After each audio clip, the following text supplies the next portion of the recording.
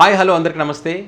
ఆంధ్రప్రదేశ్లో జరుగుతున్నటువంటి ఎన్నికల్లో ఎవరు గెలుస్తారనేటువంటి ఆసక్తి చాలామందిలో ఉంటుంది. సో ముఖ్యంగా కొన్ని ఆసక్తికరమైనటువంటి నియోజకవర్గాలు కూడా ఆంధ్రప్రదేశ్లో ఉన్నాయి. అందులో ప్రధానంగా మంగళగిరి నియోజకవర్గం కూడా ఒకటి ఉంది. సో మంగళగిరి నియోజకవర్గం గురించి, మరి ఆ నియోజకవర్గంలో ఎవరు గెలుస్తారు, ఏ సామాజిక వర్గాల ప్రభావం ఎంతవరకు ఉంటుంది, మరి అక్కడ రాజధాని ప్రాంతం కాబట్టి ఆ ప్రభావం ఏమైనా ఉంటుందా, అక్కడ ప్రజల యొక్క అభిప్రాయాలను మీకు చెప్పేటువంటి ప్రయత్నం చేస్తాను. మంగళగిరిలో నారా లోకేష్ పరిస్థితి ఏంటి అని చెప్పి మనం అక్కడ ప్రజలు అడిగినప్పుడు వాళ్ళు చెప్పినటువంటి అభిప్రాయాలు ఏంటంటే 2019 ఎన్నికల తర్వాత నారా లోకేష్ ఇక ఈ నియోజకవర్గం వైపు రాడు, వేరే నియోజకవర్గాల్లో ఈసారి పోటీ చేస్తాడనేటువంటి అభిప్రాయాలు ఉన్నాయి. అందులో హిందూపురం నియోజకవర్గం లేదా పలమనేరు అనేటువంటి చర్చ కూడా అప్పట్లో జరిగింది. సో నారా లోకేష్ మాత్రం అందరికీ షాక్ ఇస్తూ 2019 ఎన్నికల్లో ఓడిపోయినటువంటి కొన్ని నెలల వ్యవధిలోనే ఆ నియోజకవర్గమైన ఫోకస్ పెట్టారు. 2024 ఎన్నికలు గెలిపే లక్ష్యంగా తన కార్యాచరణ మొదలుపెట్టారు అక్కడ. సో అందులో భాగంగానే మహిళలను ఆకట్టుకోవడానికి కుట్టు మిషన్లు పంపిణీ చేయడం కానివ్వండి, అక్కడ ఆరోగ్య సమస్యలు ఉన్నటువంటి ప్రాంతాల్లో వైద్య శిబిరాలు ఏర్పాటు చేయడం కానివ్వండి. ఇదే కాకుండా రాజధాని ప్రాంతం కాబట్టి ఒకవేళ నారా లోకేష్ కనుక గెలిస్తే, టీడీపీ పార్టీ అధికారంలోకి వస్తే ఈ ప్రాంతం అంతా కూడా డెవలప్మెంట్ అవ్వడానికి అవకాశం ఉంటుంది, రియల్ ఎస్టేట్ కూడా పుంజుకుంటుంది అనేటువంటి అభిప్రాయాలు కూడా అక్కడ ప్రజల నుంచి వ్యక్తమైనటువంటి పరిస్థితి. సో ఇవన్నీ ఆయనకు కలిసి వచ్చేటువంటి అవకాశం ఉంటుంది. యువగలం పాదయాత్రకు ముందు నారా లోకేష్ ఒక రకంగా ఉంటే, పాదయాత్ర తర్వాత కొంత రాజకీయ పరిణితి అయితే వచ్చిందనేటువంటి అభిప్రాయాలు అయితే చాలామంది వ్యక్తం చేశారు. ఈసారి గెలిస్తే పనులు చేయగలనేటువంటి అభిప్రాయాలను కూడా అక్కడ వాళ్ళు వ్యక్తం చేసినటువంటి పరిస్థితి. ఇక మైనస్లు చూస్తే కనుక చాలా ఉన్నాయని చెప్పాలి. అంటే ప్రచార శైలి మాత్రం ఏమాత్రం ఆకట్టుకునే విధంగా అయితే లేదని చెప్పాలి. ఎందుకంటే ప్రతి సభల్లో జగన్మోహన్ రెడ్డి గారిని తిట్టడమే తప్పితే ఈ మంగళగిరి నియోజకవర్గంలో ఉన్నటువంటి సమస్యలు ఏంటి, వైఎస్ఆర్ కాంగ్రెస్ పార్టీ వచ్చిన తర్వాత మీకు ఏం చేశారు, మేము వస్తే ఏం చేసాం, మా హయాంలో ఏం జరిగినటువంటి విషయాలు అనే క్లారిటీగా చెప్పలేకపోతున్నారు. ఇంకోటి జెడ్ కేటగిరీ భద్రత ఉన్నటువంటి నారా లోకేష్ దగ్గరికి తమ సమస్యలు చెప్పుకోవాలంటే చాలా ఇబ్బందిగా ఉండేటువంటి అవకాశం ఉంటుంది. ఒకవేళ ఈయన గెలిచిన తర్వాత హైదరాబాద్లో ఉంటే కింద ఉన్నటువంటి క్యాడరే ఎక్కువగా పనిచేస్తుందేమో, వాళ్ళ దగ్గరే మళ్ళీ జన్మభూమి కమిటీలో ఏ విధంగా అయితే అప్పుడు ఇబ్బంది పడ్డామో ఇప్పుడు కూడా అదే జరుగుతుందేమో అన్నటువంటి అభిప్రాయాలు కూడా అక్కడ ప్రజల నుంచి వ్యక్తమైనటువంటి పరిస్థితి ఉంది. సో ఇంకొక విషయం ఏంటంటే ఇక్కడ చాలా సర్వేలు కూడా రాష్ట్రం మొత్తం కూడా వైఎస్ జగన్మోహన్ రెడ్డి గారు మళ్ళీ అధికారంలోకి వస్తారని చెప్పినప్పటికీ మంగళగిరి నియోజకవర్గంలో మాత్రం నారా లోకేష్ ఈజీగా గెలుస్తాడని చెప్పి అనేక సర్వేలు చెప్పినటువంటి పరిస్థితి. కానీ ఇప్పుడు ఎలక్షన్ దగ్గర పడే కొద్దీ మాత్రం ఇక్కడ పరిస్థితులు అయితే పూర్తిగా మారిపోతున్నాయి అనడంలో ఎలాంటి సందేహం లేదు. గతంలో మనం చూసాం కేవలం 10-12 ఓట్ల మెజార్టీతో గెలిచినటువంటి సందర్భాలు కూడా ఈ నియోజకవర్గాలు మనం చూసాం. సో అది మళ్ళీ అలాంటి పునరావృతం అయ్యేటువంటి అవకాశం అయితే చాలా క్లియర్గా కనిపిస్తూ ఉంది.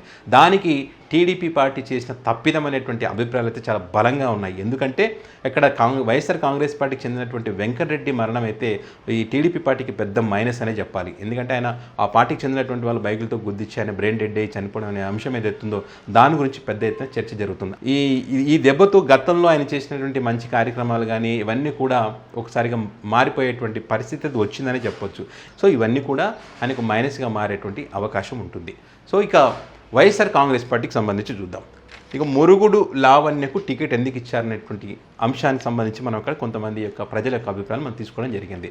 సో చాలామంది ఏంటంటే మురుగుడు లావణ్యకు టికెట్ ఇవ్వడం ద్వారా నారా లోకేష్ని ఎదుర్కోవచ్చు అనేటువంటి అభిప్రాయానికి జగన్మోహన్ రెడ్డి వచ్చిన తర్వాతే ఆమెకు టికెట్ కేటాయించారు. ఆమెకు ఉన్నటువంటి అడ్వాంటేజ్లు ఏంటంటే ఇటు పుట్టినీళ్ళు అటు మెట్టినీళ్ళు రెండు కూడా రాజకీయంలో సుదీర్ఘమైనటువంటి అనుభవం ఉన్నటువంటి కుటుంబాలు కాబట్టి ఆమెకు కలిసి వచ్చేటువంటి అవకాశం ఉంటుంది.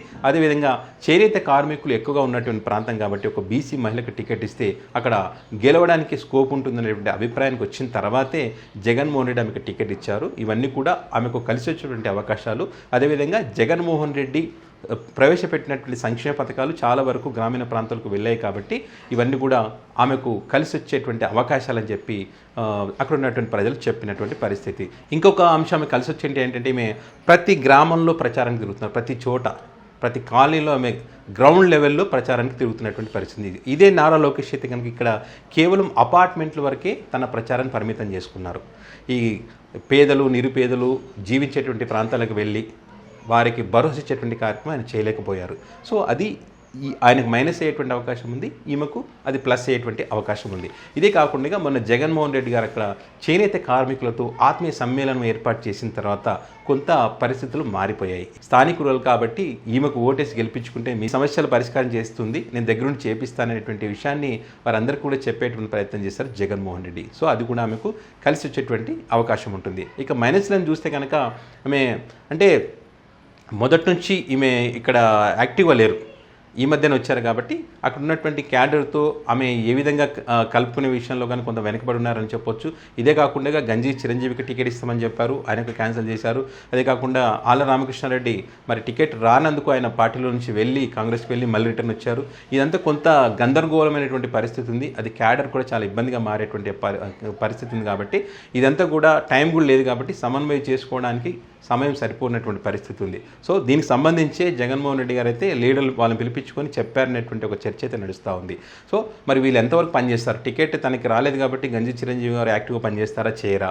మరి ఆళ్ల రామకృష్ణారెడ్డి యాక్టివ్గా పనిచేస్తారా చేయరా? ఆయన గతంలో ఎమ్మెల్యేగా ఉన్నప్పుడు కొన్ని పనులు చేయలేదు కాబట్టి అది ఆయనకు ఈమెకు మైనస్గా మారుతుందా అనేటువంటి అభిప్రాయాలు అయితే అక్కడ ఉన్నాయి. కాబట్టి ఎంతవరకు వీళ్ళది హెల్ప్ అవుతుందని చూడాలి. ముఖ్యంగా వీళ్ళకైతే వాళ్ళ తల్లి మాజీ ఎమ్మెల్యే కండ్రు కమల గతంలో ఆమె ఇక్కడ ఎమ్మెల్యేగా పనిచేస్తున్నారు. వాళ్ళ మామ మురుగుడు హనుమంతరావు కూడా అనే మంత్రిగా పనిచేసి ఉన్నారు గతంలో, ఎమ్మెల్యే కూడా ఎమ్మెల్సీ కూడా ఉన్నారు. సో వీరు అయితే చాలా గట్టిగానే పనిచేస్తున్నారు.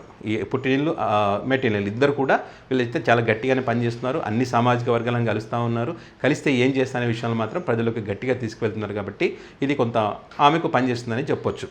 సామాజిక వర్గాల ప్రభావం ఎంతవరకు ఉంటుంది అనేటువంటి అభిప్రాయాలు కూడా మనం అక్కడ తెలుసుకోవడం జరిగింది. ముఖ్యంగా సామాజిక వర్గాల ప్రభావం అంటే ఎవరు, ఏ సామాజిక వర్గం ఎంతమంది ఉన్నారనే విషయాలు మనం ఒకసారి పరిశీలిస్తే కనుక ఇక్కడ కాపులు వచ్చేసి 27,000 మంది ఉన్నారు, కమ్మలు వచ్చేసి 19,000 మంది ఉన్నారు, మాదిగలు 40,000 మంది ఉన్నారు, మాలలు 30,000 మంది ఉన్నారు, పద్మశాలీలు 37,000 మంది ఉన్నారు, రెడ్లు 23,000 మంది ఉన్నారు, ముస్లింలు 18,000 మంది ఉన్నారు, యాదవులు 18,000 మంది ఉన్నారు, గౌడలు 17,000 మంది ఉన్నారు, రజకులు 9,000 మంది ఉన్నారు, నాయ్ బ్రాహ్మణ్స్ 9,000 మంది ఉన్నారు.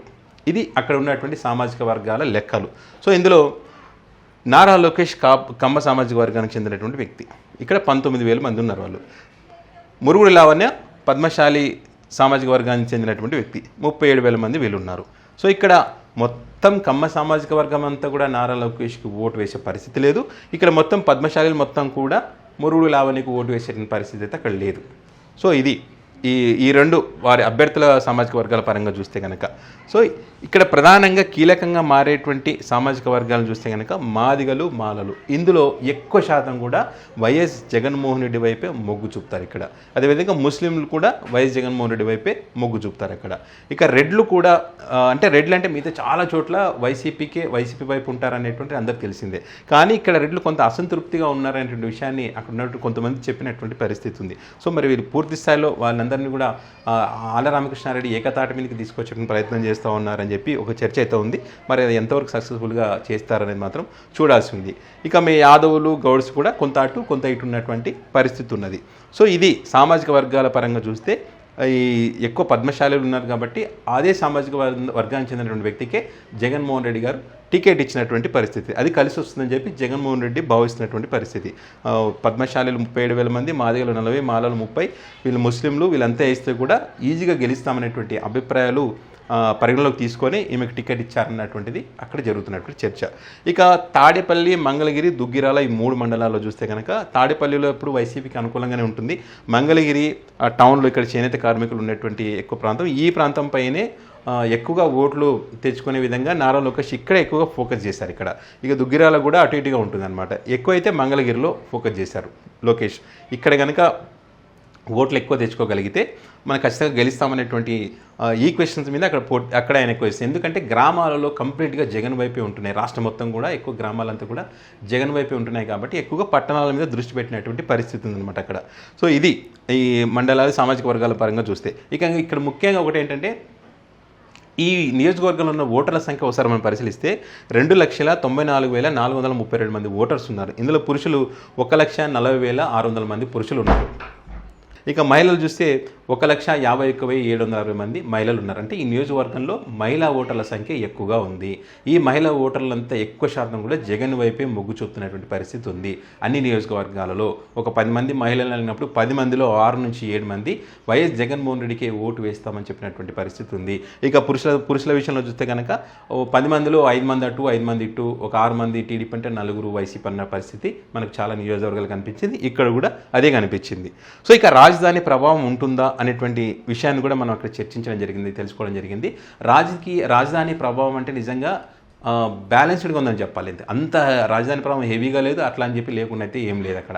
రాజధాని జగన్మోహన్ రెడ్డి వచ్చిన తర్వాత రాజధాని లేకపోవడం అక్కడ ఉన్నటువంటి ప్రాంతంలో చాలా అసంతృప్తికి లోనేటువంటి పరిస్థితి ఉంది. అక్కడ పనులు చేసుకునే వారికి ఇబ్బందిగా మారింది. అదేవిధంగా 3 రాజధానులు అనేటువంటి అంశాన్ని తెర మీదకి తీసుకొచ్చినప్పుడు రియల్ ఎస్టేట్ అనేది దారుణంగా పడిపోయినటువంటి పరిస్థితి ఉంది అనేటువంటి అభిప్రాయాలు అయితే అక్కడ వ్యక్తమైనటువంటి పరిస్థితి ఉంది. సో రాజధాని ప్రభావం అయితే ఎక్కువ శాతం లేదు అనుకున్నంత. ఇప్పుడు పైన మనకు మీడియాలో బయట ప్రచారం జరుగుతున్నంత హైప్ అయితే అక్కడైతే కనిపించింది, గ్రౌండ్ లెవెల్ అయితే కనిపించలేదు మనకు.